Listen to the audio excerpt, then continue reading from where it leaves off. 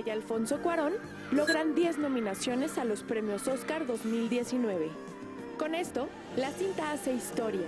Es la primera producción en español y mixteco que resulta nominada a Mejor Película en los codiciados galardones. Finally, here are the films selected as Best Picture nominees. Roma, Gabriela Rodriguez and Alfonso Cuarón, producers. En un hecho inédito, Roma ha superado todas las previsiones. La protagonista Yalitza Aparicio, originaria del estado de Oaxaca, ha sido nominada como Mejor Actriz por su papel de Cleo, la primera nominación de esta categoría para una mexicana en 17 años. Y es de los programas que uno quiere que sean como eternos y que resuelvan Semana Santa y todo, a pesar de limitarlo al Oscar y a Roma. Pero primero, aquello del hijo bueno a su casa vuelve. Osiris de León ha sido parte de Metrópolis toda la vida, como la canción de Manuel. Y él a veces se convierte en hermano separado, pero cada vez que viene uno lo acoge, lo quiere y trata de seducirlo para que permanezca. Orlando Santos, invitado especial para no solo hablar de Roma, sino de las expectativas que hay con las películas que están nominadas para el premio Oscar, con las expectativas también del cine dominicano que cada día nos ofrece mayores opciones. Y como dice Jimmy Hungría, ya hay que dejarse de, ay, que el cine es tan malo y que nosotros no logramos, sino hay películas dominicanas y serán evaluadas.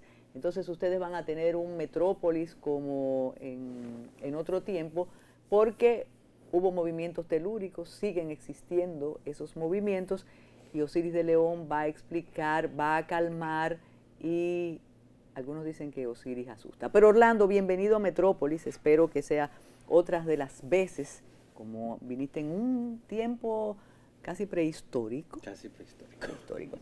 Te caracterizas por ser bastante irreverente con tus críticas. Cuando uno espera aplausos, tú dices, un momento, un aplauso, aguanta.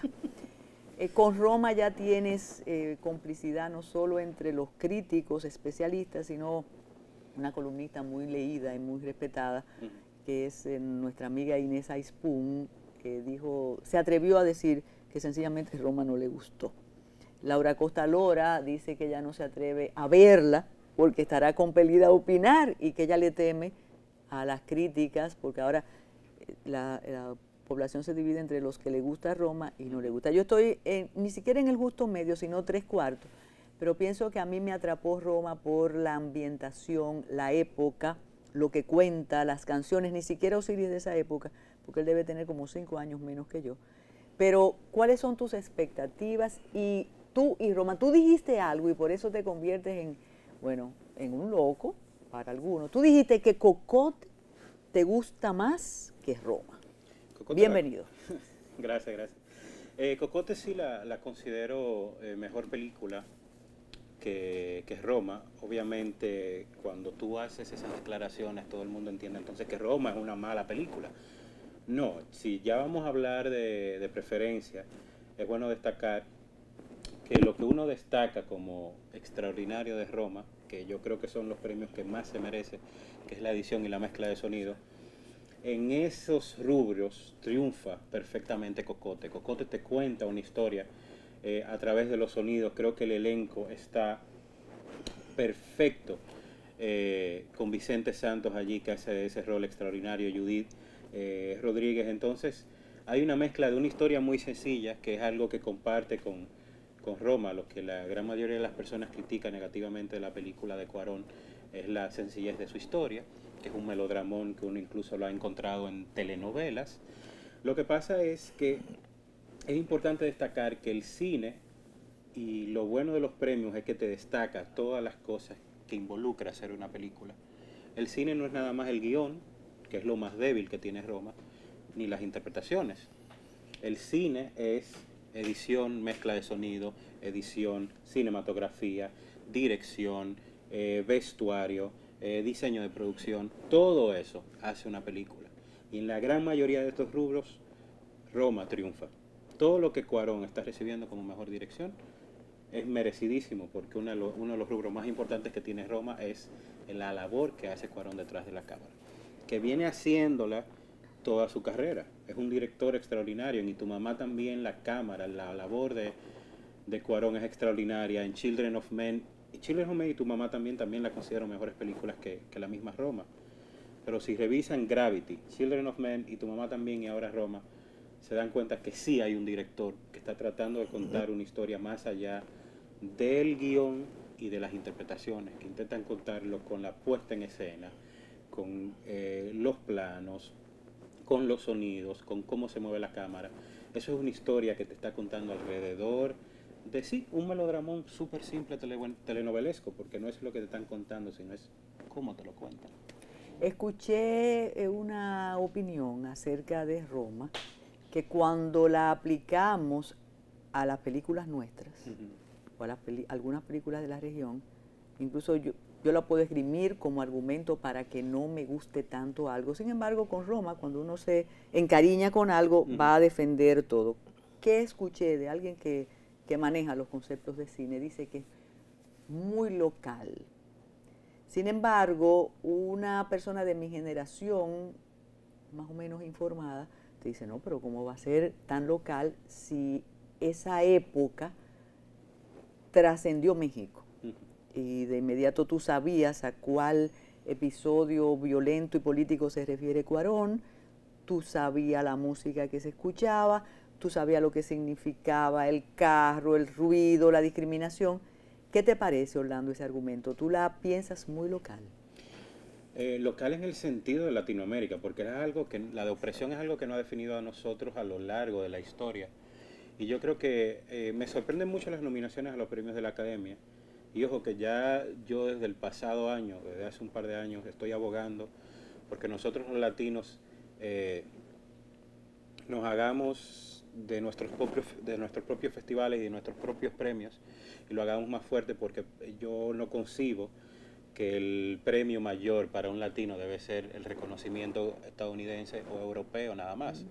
O sea, Roma no es una gran película porque la Academia de Gringos lo dice, o porque la Berlinale lo premió, o porque ahora el gremio de directores acaba de premiar a Cuarón, que casi asegura su premio Mejor Dirección en los premios de la Academia. Roma es una gran película porque lo es, simplemente porque lo es. Entonces, sí es localista en términos de México, porque creo que hay muchos analistas cinematográficos que dicen que lo local es universal.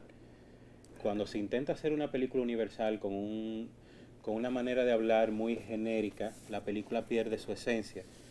Fíjese que o sea, yo por ejemplo nunca he ido a Irán, pero a través de las películas de Jafar Panahi yo tengo empatía con la ciudadanía contemporánea iraní, y nunca he ido por allá, no conozco a ninguna persona iraní, pero sí, o sea, es algo que nos identifica mucho, y yo creo que las únicas personas capaces de identificarse en Estados Unidos sería la comunidad afroamericana, porque la comunidad, como otra película nominada, BlacKkKlansman, que habla precisamente de ese pasado de opresión y de racismo y de violencia en contra de los afroamericanos, que continúa hoy en día, creo que serían las únicas personas capaces de entender lo que sucede en un ambiente como lo que pasa en una de las mejores escenas de Roma, que es la escena de las protestas, y obviamente de cómo el poder utiliza jóvenes sin educación para convertirlos en paramilitares, para que creen violencia entre la comunidad.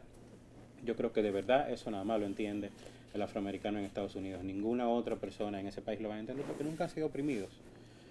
Nunca han sufrido eso, y nunca se han visto tal vez en la necesidad, bueno, los afroamericanos y las mujeres, que ahora están también peleando por sus derechos allá, pero nunca se han visto en la necesidad de eso, de sentirse tan prisioneros de que yo tengo que salir a la calle a pelear, o sentirse tan encerrados en su propia casa o en su mismo país, que entienden que no pueden hacer nada. Entonces sí, local sí de México, pero local full de Latinoamérica. Se adecuaría al concepto nuevo que se ha creado, que es glocal, lo que es global y local. Osiris de León, ¿alguna vez tú has visto una película sobre un terremoto? Sí. No. San Andrés. Reciente. Hay San una Andrés, película sí. sobre el terremoto Sobre el terremoto, San Andrés. ¿Y San te Andrés. parece creíble? ¿Te parece exagerada? Está sobredimensionada realmente. te presenta escenas que no se dan en la realidad del sismo, no.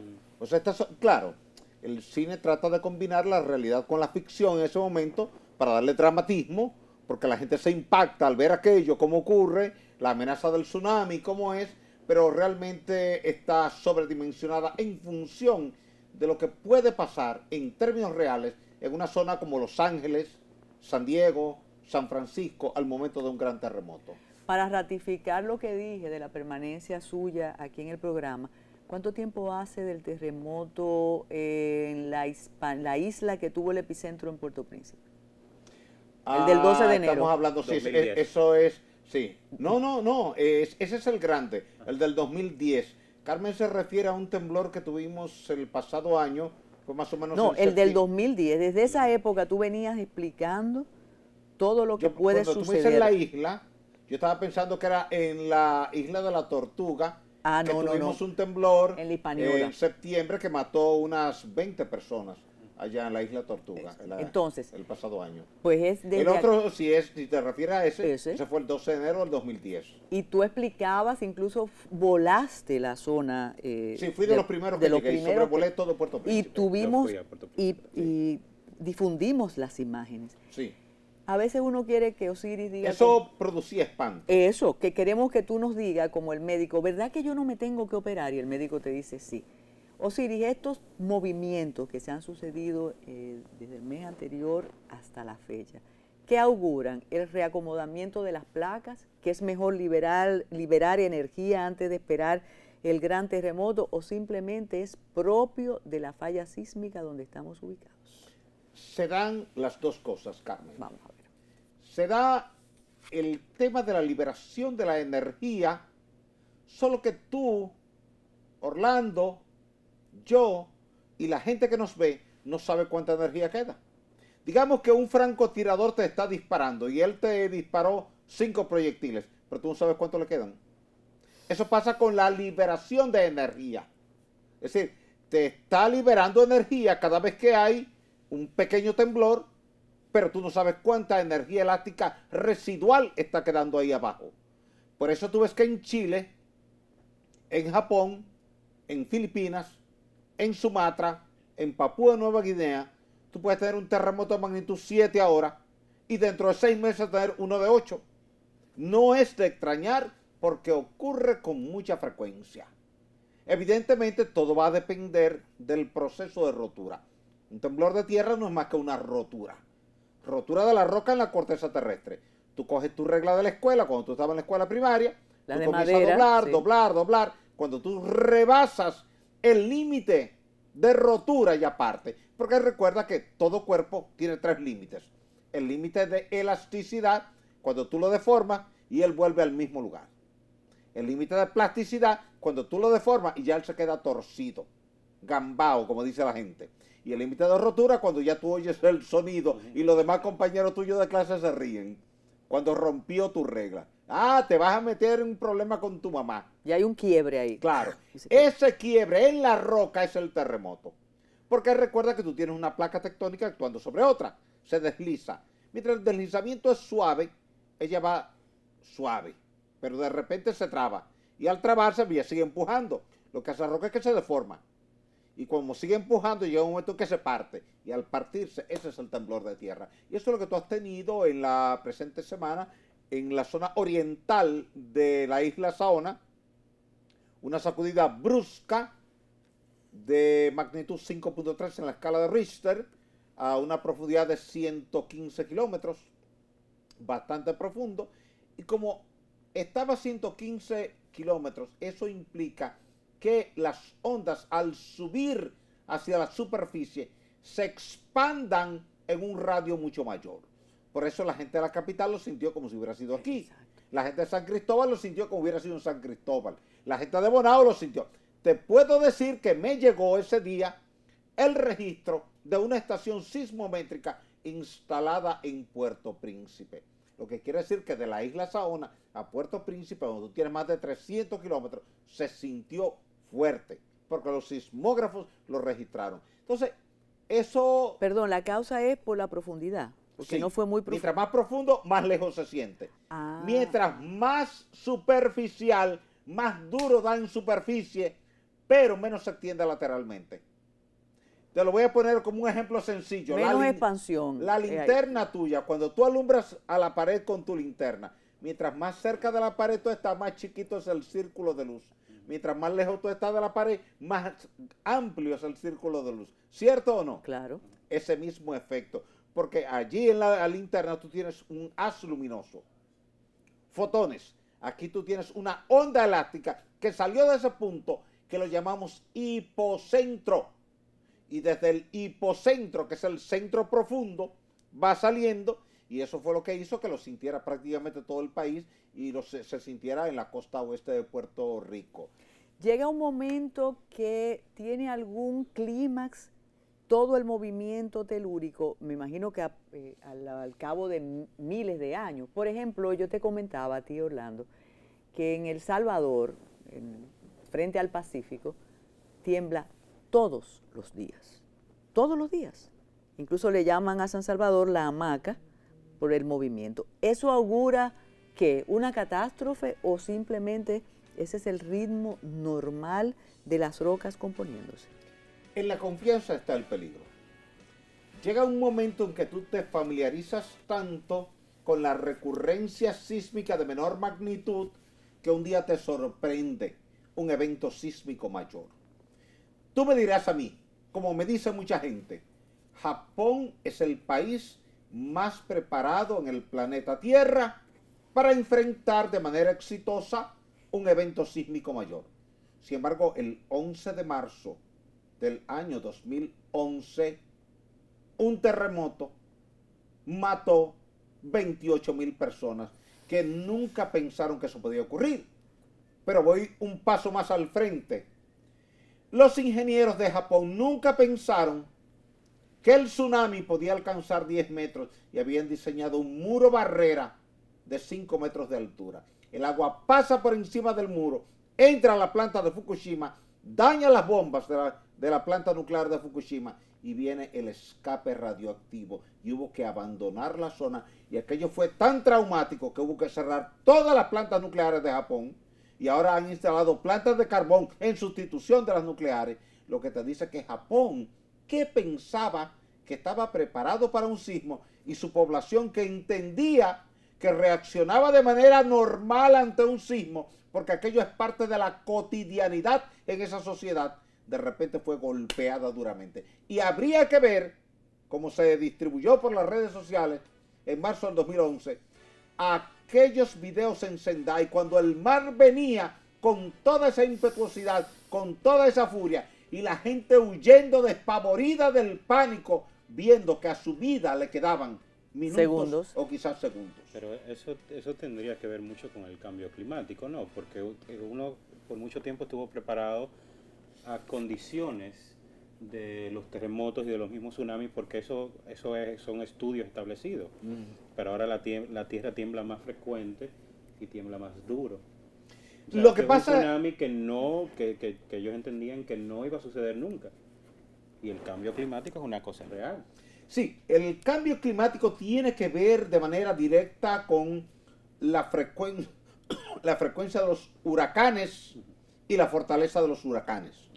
Irma, Harvey y María, septiembre del 2017, fueron 3 huracanes, consecuencia directa del cambio climático.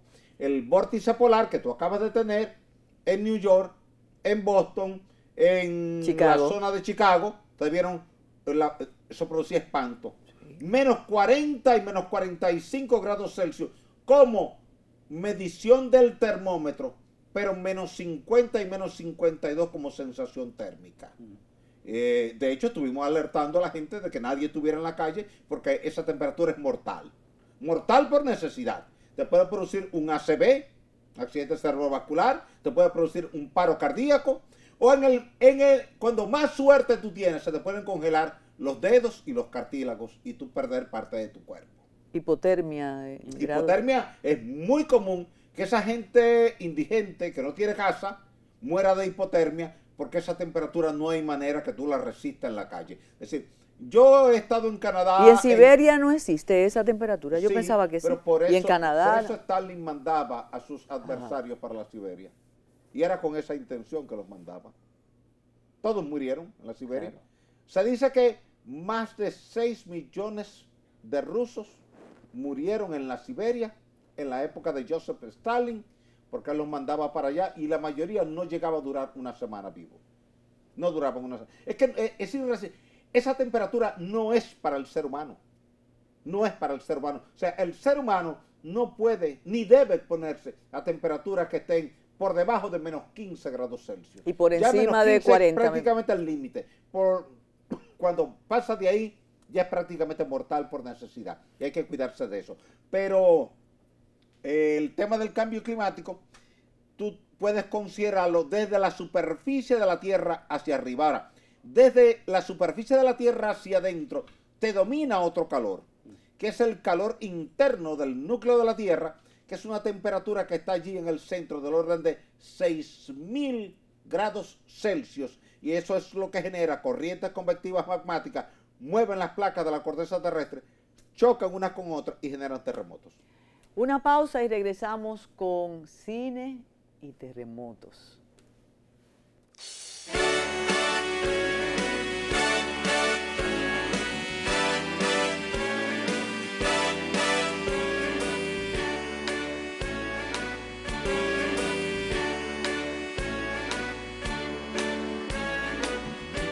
Y lo bueno es que quien se inicia, el agua bautismal de Metrópolis, sabe que puede participar y que, como tú lo has hecho con Osiris y más, que uno aprende tanto con Osiris, igual que contigo. Óyeme algo, Orlando. Entre las nominadas, ¿se considera que Roma es una película extranjera o Roma es una película ya del sistema hollywoodense? Es difícil. Ellos tienen que aclarar muy bien lo que es su categoría de mejor película extranjera, porque por ejemplo en los Globos de Oro y en otros premios la categoría se llama mejor película de habla no inglesa, porque si nos vamos a todo el asunto de una película extranjera, por ejemplo La Favorita, que es la otrora nominada 10 veces a los premios de la Academia, que ya la pueden encontrar en las salas de cine, es una película del Reino Unido, pero es hablada en inglés. Entonces, ¿qué es una película extranjera para los premios de la Academia? También, ¿qué sucede con Roma? Aunque Roma es hablada en español y en mixteco, es una producción de Netflix. ¿Netflix de dónde es? Y Netflix es una productora grande, o sea, ya hay que olvidarse, eso no es cine independiente, por más que parezca, ellos sí le dan una libertad a Roma, sí le dieron dinero y le dijeron haz tu película como a ti te plazca, o sea, tú eres Alfonso Cuarón, haz tu película como a ti te plazca, como ya lo dieron a Martin Scorsese y todo eso. Pero ya por eso la frontera de cine independiente y cine de industria es como a veces borrosa, porque Netflix es una gran productora ya. Una compañía que tiene la capacidad de darle más de 120 millones de dólares a Martin Scorsese para que haga su película, no es una compañía de cine independiente. Exacto. Roma, aunque no es tan costosa, igual viene de una compañía estadounidense que tiene un gran flujo de dinero. Entonces ahí uno no sabe qué es lo que es. Igual la película está nominada tanto a Mejor Película Extranjera como a Mejor Película Overall, lo que indica que tiene un Oscar asegurado, que es el Oscar a Mejor Película Extranjera. Porque sería absurdo que, por ejemplo, una película como Guerra Fría de Pawel Pawelowski ganara Mejor Película Extranjera, estando nominada Roma también a Mejor Película. Porque entonces, ¿por qué no estuvo nominada Guerra Fría a Mejor Película también? Si es considerada en esa categoría mejor que Roma. Entonces es un Oscar asegurado que tiene Roma de Cuarón. Otro que tiene asegurado a partir de la semana pasada que se entregaron el gremio de directores entregó el premio a Mejor Dirección a Cuarón, es precisamente el premio a Mejor Dirección para los premios de la Academia, porque del 2000 hacia acá, apenas 3 directores que han ganado en el gremio de dirección no han sido ganadores en Mejor Dirección en los premios de la Academia. Eso han sido Ang Lee por Crouching Tiger, Hidden Dragon en el 2000, Rob Marshall por Chicago en 2002 y Ben Affleck por Argo hace un par de años. Después, todos los directores y directora Catherine Bigelow en 2008, la única directora ganadora del Oscar y la tercera nominada a Mejor Dirección. Todos los directores y Catherine Bigelow que ganaron en el gremio de directores terminaron ganando Mejor Dirección en los premios de la Academia. No solo eso, también la mayoría de las películas que su director fue premiado en el gremio terminó ganando Mejor Película en los premios de la Academia. O sea que por estadísticas es posible que también Roma gane Mejor Película en los premios de la Academia. O sea, Mejor Película Extranjera y Mejor Película. Bigelow es la de Abu, de la prisión, ¿verdad? ¿Perdón? La directora que mencionas. Catherine Bigelow, exacto, es de Abu Ghraib, la de la prisión. La película de ella es de Hurt Locker, la del que desarma bombas en Irak. Exacto, era La del estupenda. que desarma, la que desarma bombas en Irak. Ella hizo esa película, es una directora extraordinaria. En ese momento fue la segunda directora nominada como Mejor Dirección y la única ganadora. La tercera fue el año pasado, Greta Gerwig, por Lady Bird. Vamos a hablar del cine aquí. Siempre recuerdo a Henry Mercedes, ingeniero, actor, teatrista, que él dice que las obras deben permanecer más tiempo, tanto las obras de teatro como las películas, porque nosotros tenemos 2 millones de habitantes en el distrito. Y también el país tiene muchos millones de habitantes. Y cada vez que veo que pasan generaciones y siguen existiendo críticos de cine, cinéfilos, cinéfilas, y siguen los festivales y las muestras, yo digo, pero ven acá, el cine tiene seguidores en la República Dominicana. Ahora con la cercanía y las premiaciones y los festivales, vemos que hay filas enormes para entrar a las salas de cine. ¿Qué dice un experto como tú, Orlando? No importa lo que se vea, sino que se vea cine. Yo estoy de acuerdo en el arte con todo eso. O sea, hace un par de días estaba hablando de la pequeña luz de la esperanza que podemos encontrar con el boom de libros y películas como Twilight y 50 Shades of Grey. Porque yo decía, si 10 personas que leen Twilight se interesan por el género de los vampiros, o sea, si de 10 personas que ven esas películas, 1 o 2 personas se interesan por el género de los vampiros y terminan leyendo a Bram Stoker, pues bienvenido sea Twilight. Lo mismo con 50 Shades of Grey. Si la gente lee eso y termina interesándose por el subgénero erótico literario, que hay, obviamente es un género popular, muy trillado, pero hay obras muy buenas allí, igual como el género erótico en el cine. Por ejemplo, una película como Shame, de Steve McQueen. Si 2 personas saliendo de 50 Shades of Grey se interesan por el género, pues perfecto, o sea, bienvenido. Entonces sí, yo creo que se vea algo. Yo lo que pido es, como crítico de cine, y creo que el cine puede ayudar a ampliar el pensamiento crítico que tal vez tanto nos falta en la actualidad, es que uno vaya con la sensación de poder decirle a alguien, cuando salga la película, por qué le gustó, por qué no le gustó una película. Porque lo que yo veo en esta época, sí va muchísima gente al cine, pero lamentablemente la gran mayoría de las personas va a una película para ver por qué fue nominada. No entra a una sala de cine y dice, ok, yo voy a ver esta película, voy a ver qué me parece. Sino mi plan es entrar para ver qué fue lo que vieron los gringos para darle 10 nominaciones a esta película. ¿Por qué esta película todo el mundo está hablando? No, o sea, yo entiendo que tú no puedes entrar a consumir nada artístico con esa por el actitud. bombardeo. Entonces hay algo que los gringos les dicen, el famoso FOMO, que es Fear of Missing Out, el miedo de perderse de la conversación, o el miedo de opinar. Entonces, muchas personas conocidas en estos meses, tú lo ves en los stories de Instagram o en Twitter haciendo el ejercicio de ver todas las películas. Mejor que la vean, algunos opinan sin ver. Antes de verla. BlacKkKlansman se estrenó en septiembre, la película de Spike Lee. Todo el mundo la está viendo ahora, pero estaba en el cine. Entonces la están viendo tal vez ahora en un formato, en unas condiciones que no son las mejores. Una película que también tiene mucho rol de su director, que es tal vez su película más personal como director, y que eso se aprecia más en una sala de cine. Estaba en las salas de cine en septiembre. Y la retiraron al horario de las 9 de la noche porque casi nadie estaba yendo a verla. Y ahora todo el mundo quiere ver BlacKkKlansman. Recuerdo que cuando fue multinominada del Gran Hotel Budapest de Wes Anderson, que aquí se estrenó en mayo, o sea, en mayo nadie está hablando de los premios de la Academia del año siguiente. de una vez, 11 nominaciones tiene el Gran Hotel Budapest. ¿Por qué que aquí no estrenan esa película? La película la estrenaron en mayo. Me parece estar oyendo a Armando Almanzar. Que tú Eso no- así, decía eso Que mismo. tú no la viste en mayo porque tú estás esperando que la academia te diga a ti cuáles son las películas que tú tienes que ver. No son problemas ni de Caribbean, ni de Palacio, ni de cuando se estrena la película. O sea, yo entiendo que la persona, el pensamiento crítico parte de que tú sales de una película y tú dices, esta es una de las mejores películas del año. Y si la academia tuviera un poco de sensatez, yo espero verla nominada. Exacto. Cuando Orlando menciona el cambio climático, Osiris, recordé algo que puede ser pavoroso. En La Habana hubo un tornado imprevisible, pero algo más mágico aún, un meteorito. Explícanos esos fenómenos. ¿Son inéditos? ¿Se está acabando? ¿Es el apocalipsis? ¿O para un científico como usted eso es normal? Eso es normal, mira. Ajá. Ese domingo, en la noche, la gente en La Habana no estaba esperando un tornado.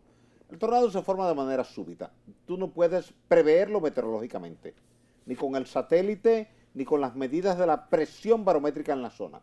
Simplemente una corriente, un tornado de ese tipo es un choque en una esquina, no previsible. Una corriente de aire frío que baja del norte y una corriente de aire cálido que sube del Caribe chocan y entran en vórtice. Déjame Y el vórtice interrumpirte. es súbito. Lo que ocurre, y yo he visto en 2 ocasiones en Bonao, eso no es tornado. Es lo mismo, solo que Sí. aquel es más fuerte, el que tú tuviste en La Habana.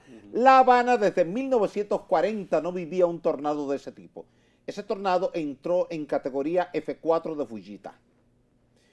Tú sabes que la categoría de tornados es distinta a la de ciclones. En ciclones usamos la escala Saffir-Simpson, que va desde huracán 1, que es desde 119 kilómetros por hora hasta 125, a huracán categoría 5, que es de 252 kilómetros en adelante. Este tuvo vientos máximos sostenidos de 320 kilómetros por hora. Es superior a un huracán categoría 5. Por eso te desbarató 4 barrios. Te mató gente. Te dejó gente herida. Te destruyó edificaciones. Te tumbó paredes. Los carros, todos los carros que encontró en su eje, un eje de 11 kilómetros, todos los volteó boca arriba. Todos. No dejó un carro donde Sí, estaba. se ven Lo autobuses levantó. Primero la corriente de aire entró por debajo, es decir, entre los 4 neumáticos, lo levanta y luego lo gira y lo estrella. ¿Y en esta región son frecuentes los tornados? ¿O no? No, aquí es frecuente el remolino que tú has visto en Santo Domingo Este, en Moca, en Navarrete y en Dajabón. Pero es rápido. Ese te dura 5 minutos, 7 minutos. ¿Por qué se producen esos? Por el choque Por de lo corrientes mismo. de aire. Una corriente de aire frío y una corriente de aire caliente, que chocan abruptamente. Y ese choque genera un vórtice. Y ese vórtice entonces se fortalece y comienza a llevarse todo lo que está cerca, porque tus estructuras no están diseñadas para esas cargas de viento. Mira, aquí la mayoría de las estructuras están diseñadas para cargas de viento de 200 kilómetros por hora. Por eso un huracán categoría 5 te deja tanto daño. Yo estaba dictando ahora Perdón, final hasta del las año torres, pasado. hasta las torres. Sí. Mira, en noviembre pasado, Florida International Bankers Association de Miami, junto con FELABAN, que es la Federación Latinoamericana de Bancos, que agrupa 620 bancos de Latinoamérica, organizaron un evento de seguridad.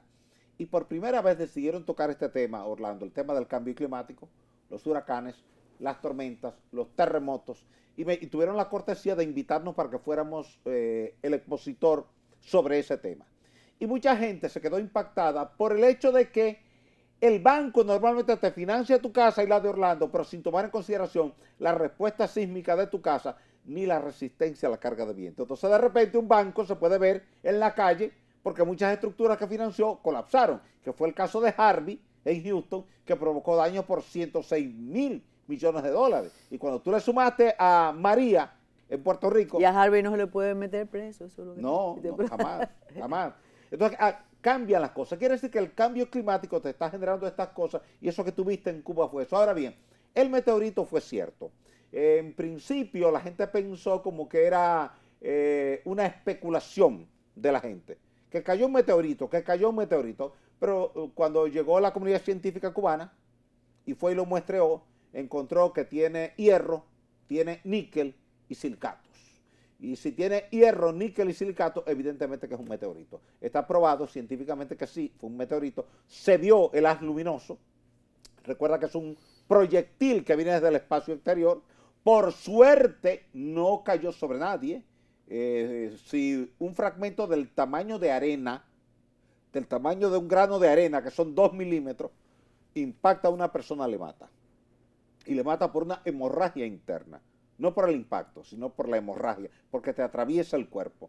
Y al atravesarte el cuerpo, te produce una hemorragia interna y tú momentáneamente no sabes qué pasó, tú sentiste algo en el cuerpo, pero minutos después tú caes fruto de la hemorragia interna. Ha ocurrido. Te lo digo no por una especulación, sino porque ha ocurrido.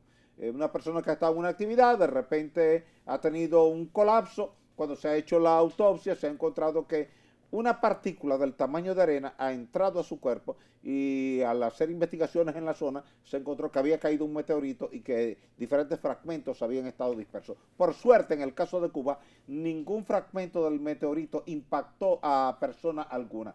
Pero cuando ¿Por qué se ven esos destellos? Porque cuando entra a la atmósfera se incendia, toma una temperatura de hasta 15.000 grados Celsius. Mira, entonces el autor de Superman sabía un poco de esos asuntos. Todas esas cosas. ¿Te acuerdas la kriptonita y el meteorito? En principios Sí. físicos, la ficción se alimenta químicos y de la realidad. termodinámicos, claro. Eso está sustentado en la ciencia. La ficción se alimenta de la realidad y también a veces se presenta como predecesora de la realidad Sí, misma. O sea, sí. que avisa lo que va a suceder. Julio Verne. Los Julio Cuatro Verne, Fantásticos. exacto. Una radiación gamma que llega y transforma sus cuerpos. Es que ciertamente la radiación gamma, si nosotros no tuviéramos el campo magnético que rodea la Tierra, todos estuviéramos alterados por la radiación gamma que te llega cada día del sol con el viento solar. No, la imaginación, yo digo que los escritores somos cronistas. Y bueno, no nos siempre- imaginamos nada. Siempre cuando se habla de eso hay que recordar mucho todo el asunto que rodeaba a 2001 Odisea del Espacio, porque 2001 Odisea del Espacio es una película de Kubrick que se hace antes de la llegada del hombre a la luna, y siempre se le acuñó a Kubrick haber hecho esa película ficticia de la llegada que nosotros supuestamente, o sea, obviamente sí llegamos a la luna, pero la gran mayoría de las personas dice que no llegamos, no la gran mayoría de las personas, hay rumores de que no llegamos a la luna y que eso fue dirigido por Kubrick. Sí, que eso es pura También, fantasía. Porque para mi película favorita de él, que se llama Barry Lyndon, la NASA sí le prestó un lente a Kubrick, porque a Kubrick se le metió en la cabeza que él quería iluminar varias de las escenas nada más con luz de vela. Y el único lente capaz de captar esa poca luz era un lente de la NASA que tira fotos a los planetas. Entonces, como había esa unión, o sea, ya una persona había dirigido una película sobre alguien en el espacio y encima la NASA le presta un lente para fotografiar, dicen ellos, no. Entonces los tres no llegaron allá arriba. Mira, cuando regresemos se me ocurre, ahora que mencionamos el meteorito, el tornado, preguntarle a Osiris de León si esta invasión de sargazos tiene que ver con el cambio climático y por el movimiento del eje, pero eso tú lo vas a decir cuando regresemos.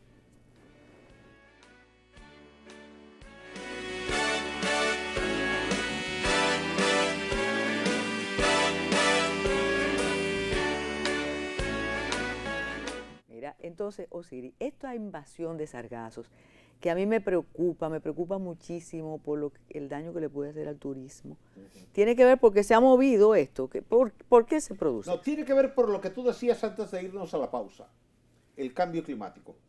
La temperatura promedio del planeta Tierra ha subido 1.2 grados Celsius en relación al periodo preindustrial por el alto contenido de dióxido de carbono en la atmósfera. Hasta el periodo preindustrial, nuestra concentración de dióxido de carbono en la atmósfera era de 200 partes por millón. Hoy día tenemos 410 partes por millón. Está más que duplicada. Eso es lo que hace que se produzcan temperaturas tan extremas. Fíjate tú que en New York, la semana anterior, la temperatura estaba en menos 12 grados Celsius. 36 horas más tarde, la temperatura estaba en más 15. 12 y 15 son 27. Te cambió 27 grados Celsius de golpe, es un efecto de cambio climático. Ahora, esa temperatura que ha ido subiendo en el planeta ha subido la temperatura del mar. Si a la temperatura del mar, que está más alta de lo normal, tú le sumas ahora que la industria agrícola se ha convertido en los últimos 40, 50 años en un consumidor permanente de fertilizantes nitrogenados, y eso se va por la cañada, de la cañada se va al río, del río se va al mar, los mares se han enriquecido con nitrógeno. Al sumar el mayor calor del agua de mar y el contenido de nitrógeno, viene la multiplicación del sargazo. El sargazo no es extraño en la zona, ha estado siempre. De ahí viene el nombre de el mar de los sargazos. Claro. Los portugueses, cuando pasaban por aquí en 1520, 1530, notaban que esa zona tenía muchos sargazos, pero las corrientes lo mantenían allá. Como hoy día hay tantos ríos, el Amazonas, el Orinoco, todos estos ríos descargando nitrógeno en el mar, entonces eso ha hecho ahora que tengamos una invasión de sargazo. Tú vas a Cancún y ves el sargazo, y estuve allá en Cancún hace poco dictando una conferencia lleno de sargazo. Estuve en Cuba no hace mucho, lleno de sargazo. Tú vas a Puerto Rico, lleno de sargazo. Vas a Jamaica, está lleno de sargazo. Es regional en el Caribe el problema del sargazo. Al mencionar ríos, mar, al ver imágenes de terrenos absolutamente secos, se me ocurre, así como cuando uno limpia las tuberías en la casa o limpia una pileta, una piscina, ¿es reversible el daño que le hemos hecho al planeta, Osiris? Sí, es reversible porque en la medida en que nosotros podamos sustituir las fuentes de energía, recuerda que nosotros somos un mundo oleodependiente. El mundo de hoy se mueve en base al petróleo. Si tú sustraes el petróleo de la actividad comercial diaria, se paraliza el mundo. Se paralizan los autos, las motocicletas, los autobuses, Buena aviones, película helicópteros, esa, barcos, plantas de energía eléctrica, industria, se paralizaría todo.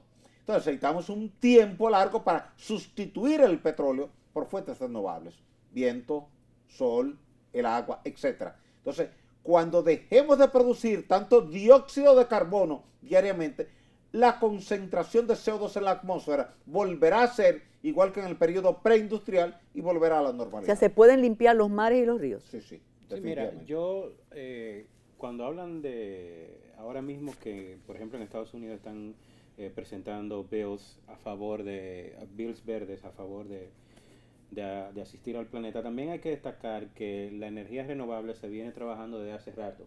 Lo que pasa es que el negocio con el petróleo también es fuerte. Sí. Porque cuando viene a ver ese cambio pudo haber estado bastante avanzado.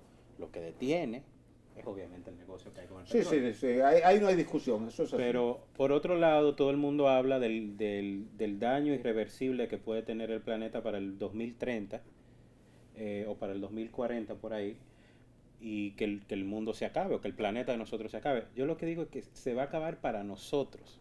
Inmediatamente nosotros pongamos el planeta en una situación en donde nosotros no podamos vivir, porque ya no podemos tomar agua, ya no podemos respirar el aire, cuando todos perezcamos, el planeta va a comenzar a reconstruirse el solo, el mismo. Eso sí. Y hay una película chulísima, que es mi película favorita de Pixar, que le puede explicar eso de la manera más sencilla, y es Wall-E. Wall-E explica eso. Los seres humanos tuvieron que irse del planeta porque lo convirtieron en un basurero y dejaron a un robotico que recogía basura, hasta que ese robotico eventualmente encontró una planta, el primer ser viviente en cientos de años. Y del espacio mandaron un robot para agarrar esa plantica Y a y partir avisarle de a ahí, los seres humanos que podían volver al planeta de nuevo, a reconstruirlo, pero que lo habían convertido en un basurero. Así Es una es. película del 2009, es la mejor película de Pixar, y yo no veo un ejemplo más sencillo y entretenido que le pueda explicar eso a uno, que es lo que, porque es eso, o sea, el mundo no se va a acabar, el planeta no se va a destruir, No. nosotros somos los que no vamos a poder vivir aquí. Claro. exacto, Inmediatamente exacto. nosotros, o sea, perezcamos y dejemos de existir aquí, el planeta va a comenzar a reconstruirse el solo, tranquilo. Es así. Es como el bosque, que tú lo maltratas, tú lo Ujú. depredas, tú lo deforestas. Cuando lo dejas solo, él se autorregenera. Mira, hay confusión, no, hay confluyen varios aspectos. El cambio climático, el eje del planeta. Yo hablo del eje del planeta cuando te menciono lo del meteorito, lo de los tornados, porque recordemos aquel terremoto, creo que en Chile, que fue tan fuerte, El de Valdivia, que dicen, mayo de 1960. dicen que alteró el movimiento, el eje, pero eso, hago la introducción. En el norte, en el Océano Atlántico, hay un fenómeno que afecta una parte de la costa de Sosúa. Oye, Orlando, qué mágico. En una época del año hay arrecifes y en otra época aparece una playa. Sí. ¿Qué es eso, Osiris? Son corrientes marinas que hacen lo que siempre han sabido hacer. 3 cosas: erosión, transporte y sedimentación. La arena que te erosiona en Bávaro, en Punta Cana, en Macao, te la trae por la costa norte, en la zona de Sosúa, Cabarete, Puerto Plata. Porque recuerda, si tú pruebas en tu casa, tú echas un poco de arena acá, luego le lanzas agua, vas a ver que el agua se lleva la arena hasta que el agua tenga velocidad.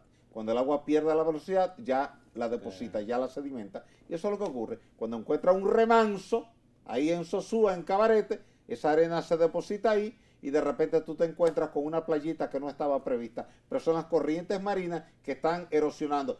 Si fuésemos a verlo desde el punto de vista estrictamente jurídico, como lo verías tú como abogada, te llegaría una notificación de un hotel de Bávaro y de Punta Cana diciendo esa arena es mía.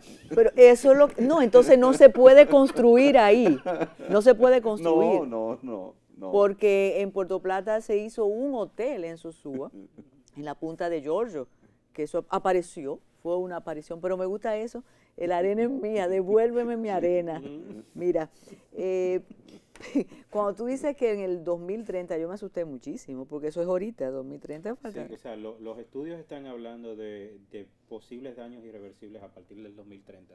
Si continuamos con el consumo que tenemos, si continuamos con la vida exagerada que tenemos a partir del uso de plástico, del uso de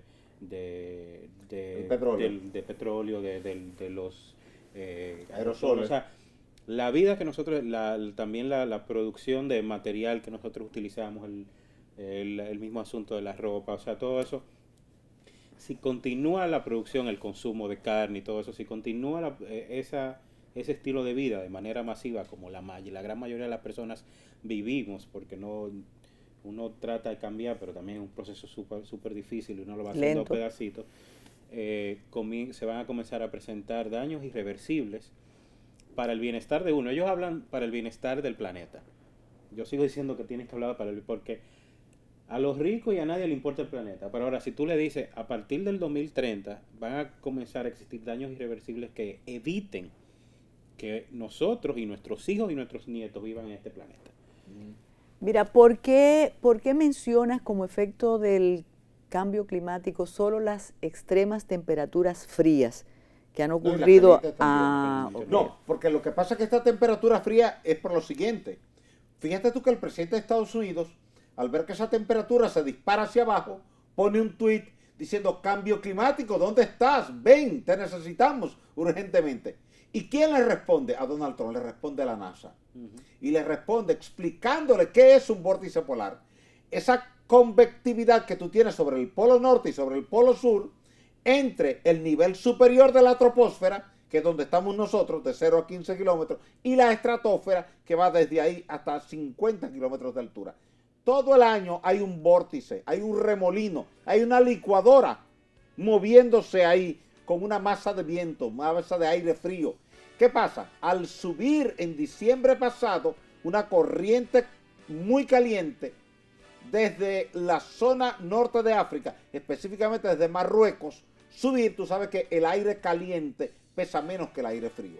Cuando el aire caliente sube, entra en contacto con la masa de aire frío que estaba en el vórtice y la empuja a bajar. Y esa masa de aire frío baja, cubre la Siberia, cubre todo Canadá y cubre parte de Estados Unidos. Y es lo que te genera por 72 horas en toda esa región, desde la zona central de Estados Unidos hasta llegar a la Siberia del otro lado, después de haber cruzado por el Polo Norte, esa baja temperatura abrupta que metió a todo el mundo en pánico. Dime una cosa, es que él hace talleres, te fijas, Orlando. En las alturas extremas, qué sé yo pienso en La Paz. La Paz, Bolivia. Ajá, ¿la contaminación tiene efecto o no se siente? ¿No sí, afecta? Sí. tú lo que tienes es menos presión barométrica en La Paz. Por ejemplo, tú vas a La Paz, como tú estás acostumbrado a vivir aquí, tú no puedes caminar rápido. Orlando no puede correr, no puede jugar voleibol, ni baloncesto, ni béisbol, porque se sofoca inmediatamente y hay que llevarlo con una arritmia cardíaca. Porque cada vez que tú subes 100 metros, la presión barométrica te está bajando. Por ejemplo, en el Pico Duarte, la presión barométrica es un 30% menos que aquí en la capital. Menos. Por eso la temperatura es más o menos 30 grados Celsius menos, porque por cada 100 metros de altura te baja 1 grado la temperatura. O sea, altura y temperatura baja es proporcional. Sí, son directas. De acuerdo a la ley de los gases ideales, la presión y la temperatura son directamente proporcionales. Por eso tu mamá tenía en su casa una olla de presión. Sí. Estaba cerrada herméticamente. Y al cerrarla herméticamente, cocía más rápidamente la carne, el arroz, cualquier cosa que ella ponía ahí. Porque al aumentar la presión, aumentaba la temperatura de cocción y ella ganaba muchísimo tiempo en el proceso de cocinar los alimentos. Regresamos y Orlando nos va a decir cuáles son sus favoritas.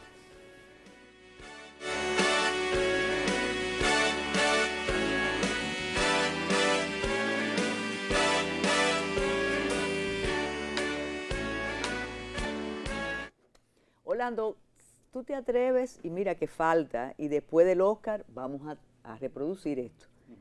¿Cuáles son tus favoritas? Películas, actores y actrices. Bueno, hablemos de, en diferentes tópicos, hablemos de lo que son, lo que yo creo que va a ganar. Ah, no, así no se vale. Así me decía Osiris, me hacía unos razonamientos electorales, de que lo que yo creo, lo que es y lo que no debe ser, y ganaba siempre. Sí, así no vale.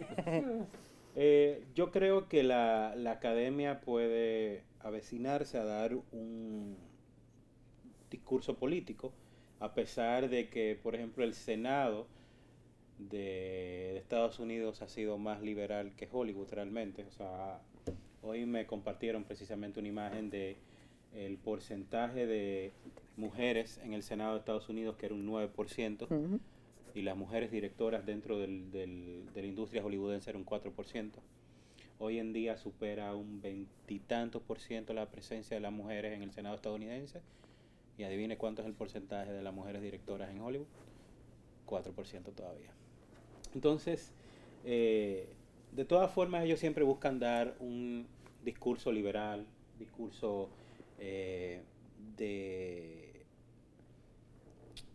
políticamente correcto. Políticamente correcto y todo eso. Recuerdo cuando gana González Iñárritu mejor dirección por Birdman, y termina ganando Birdman mejor película en un año en donde estaba American Sniper de Clint Eastwood, que era una película interpretada por Bradley Cooper, que hacía de un asesino estadounidense que mató muchísima gente en Irak. Para ellos un héroe, obviamente. Sí, claro. Precisamente Donald Trump se fue a Twitter para criticar el hecho de que la academia, un premio gringo, premiara a un mexicano y una película dirigida por un mexicano cuando existía una película sobre un héroe estadounidense. Entonces, ¿a quién va a premiar Hollywood? Yo creo que Roma se lleva la gran mayoría de los premios. Para mí tiene seguro mejor película extranjera y mejor dirección. Debe ganar edición y mezcla de sonido, porque esa edición y esa mezcla de sonido está estupenda, extraordinaria. Sí. El único que no debe ganar es guión original, porque las críticas por las que la gente no le ha gustado la película son validísimas, son súper válidas. Es un melodramón sencillo. Es como te lo ha contado Cuarón, que hace la película extraordinaria. Y tiene toda la posibilidad de ganar mejor película. Hay que esperar qué dice el gremio de producción. Pero como le dije, de los 19 los 19 años que han sucedido en este siglo, 2000-2018, la gran mayoría de premios que ha recibido el director en el gremio de dirección ha terminado ganando mejor película también. ¿Actor favorito para ti? Mi actuación favorita no está nominada, que es Ethan Hawke, pero a ver, vamos a ver, porque ahora se me olvidó completamente quiénes están nominados en la categoría de actuación, y creo que volé eso completamente. ¿Y de las mujeres? De las mujeres hay unas nominaciones que me parecen tramposas. Creo que es el año de que Glenn Close gane. Todo apunta a que ella le van a dar su Oscar finalmente. La película es toda ella. Si ella no existiese en esa película, la película de verdad fuese otro biopic melodramón, normal. sí. No, un biopic normal, pero ella carga completamente con toda la película. Pero tiene en competencia a Olivia Colman en la categoría de mejor actriz protagónica, que es la que hace de la reina en La Favorita. Que aquí hay algo muy interesante, porque en La Favorita Raquel Weisz y Emma Stone están nominadas a mejor actriz secundaria, pero ellas dos realmente son la protagónica. Olivia Colman es la secundaria. Digo que esto es interesante porque estas son técnicas que utilizan las producciones para conseguir las nominaciones y eventualmente los premios, y le ha funcionado. El mejor ejemplo de eso son las nominaciones y las premiaciones de Christoph Waltz por películas de Quentin Tarantino. Christoph Waltz ganó mejor actor secundario por Inglourious Basterds y ganó mejor actor secundario por Django Unchained. En ambas películas él era el protagonista. De hecho, había ganado mejor actor por Inglourious Basterds en Cannes. Pero la productora entiende que tenía más posibilidades de conseguir la nominación y la premiación si lo mandaba a nominar a mejor actor secundario. ¿Te gusta Glenn Close? A mí me encanta Glenn Close. Hablábamos de hecho que Barbara Stanwyck y Glenn Close para mí son mujeres que merecían también la carrera que tiene Meryl Streep en Hollywood. Lo que pasa es que Hollywood lamentablemente entiende que una actriz después de los 40 años ya no tiene ningún valor, salvo excepciones, entre ellas está Meryl Streep. Entonces creo que Glenn Close y personas como Barbara Stanwyck y muchas actrices, recientemente una cuarentona reciente que encontró el estrellato en la televisión con Stranger Things es Winona Ryder. Winona Ryder era la niña de Hollywood, cumplió 40 años, bye bye, te vi. Entonces ese es Hollywood, lamentablemente. Esa es la edad de la jubilación. Para las mujeres. Sí. No, los hombres atractivísimos. Los hombres siguen ahí. Richard Gere está precioso. Los hombres siguen ahí, al contrario. Mira, Robert comienzan a Redford. coger más valor. Exactamente. No me Comienzan mencionaste a tomar Clint valor. Eastwood en la película, ¿te gustó? Sin Connery sigue ahí. Sí. No, están todos basteando. A mí ya el cine de Clint Eastwood me parece como más de lo mismo. Con La Mula me parece que estoy viendo lo mismo de Gran Torino, lo mismo de American Sniper. Yo creo que su última gran película fue $1 Million Baby, la de la boxeadora, pero en otra nota hablamos ampliamente, o después de los premios de la Academia hablamos ampliamente. Una cita. Osiris, entonces, ¿vamos a seguir temblando? Sí. Tú ves que uno quiere que él diga que no. Tiene una zona de rotura en el borde occidental de la fosa de Milwaukee, y por eso estás teniendo 8, 10 y 12 temblores diarios. En cualquier lugar de la isla, norte, sur. No, estamos hablando de más o menos entre 50, 80 y 100 kilómetros al noreste de Punta Cana, hacia el Océano Atlántico.